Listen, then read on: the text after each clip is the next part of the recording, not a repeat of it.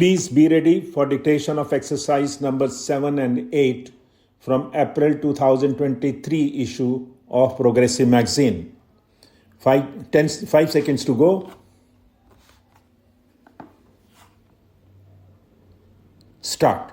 Mr. Deputy Chairman, Sir, I support this bill. I congratulate the Honorable Minister of Health for bringing this bill. I hope the Health Minister is strong enough for implementing this bill effectively. This food adulteration and drug adulteration are very serious crimes. The offenders, like adulterants and adulterators, are both anti-national and anti-social without any doubt. There are many kinds of adulterations.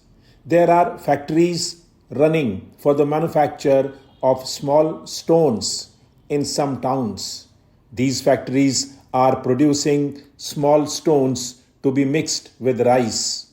I have been affected by it. Many people in India are affected by it.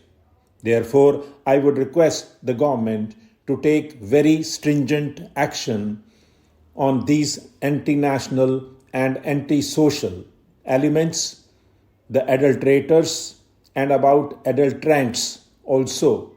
There are so many kinds of adulteration. There is adulteration in milk.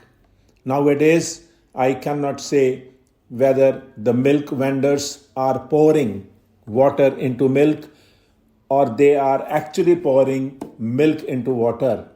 This is the extent of adulteration. I have seen it in many cities and also in villages. There is adulteration in tea leaves and in coffee powder. There is adulteration in mutton by mixing beef. There is adulteration in ghee. You are all aware of these things. There is adulteration in cold drinks also. Adulteration is no doubt a serious crime. It should be out to a stop by the government under these special circumstances under the present government.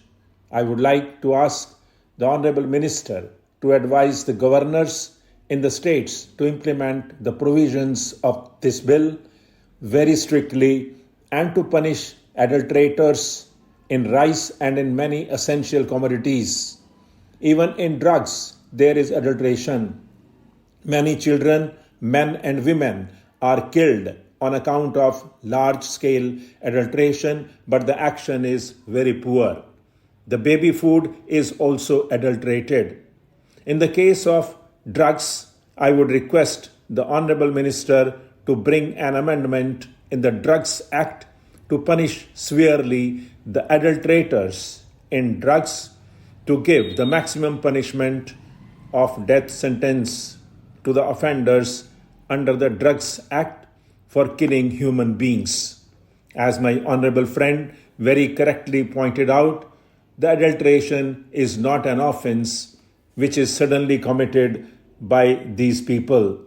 It is done in a pre-planned manner with an ulterior motive, with bad intentions and with most criminal intentions. Even ordinary murderers under Section 302 of the IPC are given death sentence.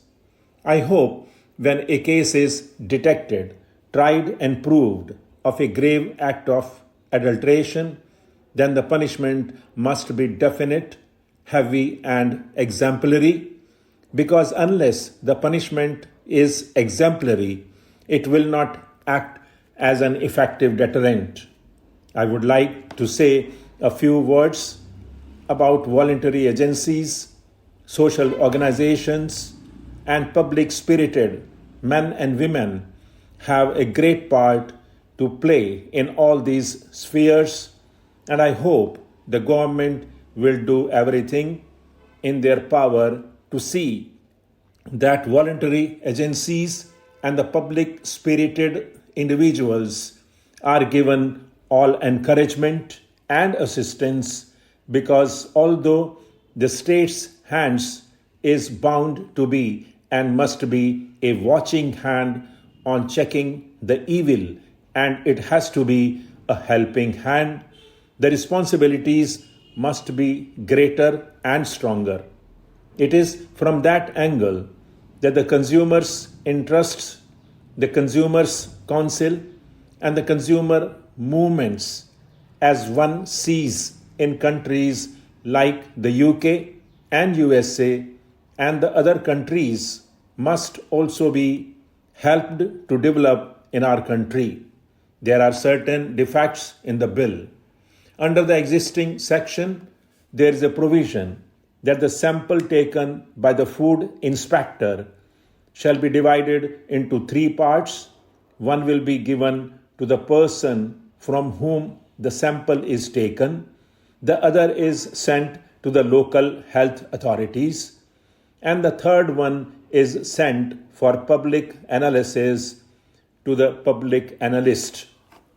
The provision of giving a sample to the person concerned is a safeguard against manipulation and misuse by the food inspector and persons connected with his department.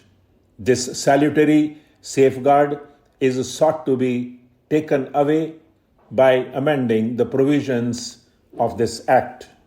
Therefore, it should be restored because the government's intention is to prevent harassment of the honest traders. Secondly, adulterant has been defined in this bill as any material which is used for adulteration. That has not been defined in this bill at all.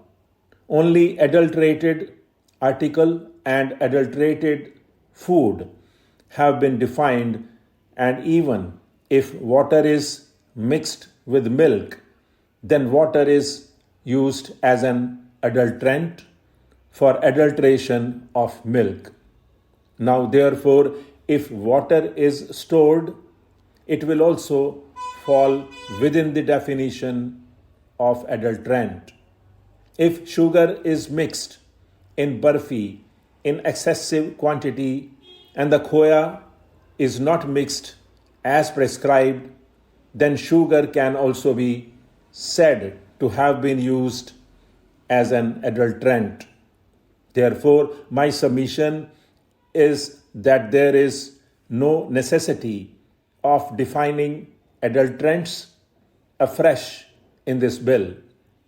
In the old bill, it has been laid down that any material which is used for adulteration can be seized by the food inspector. Stop.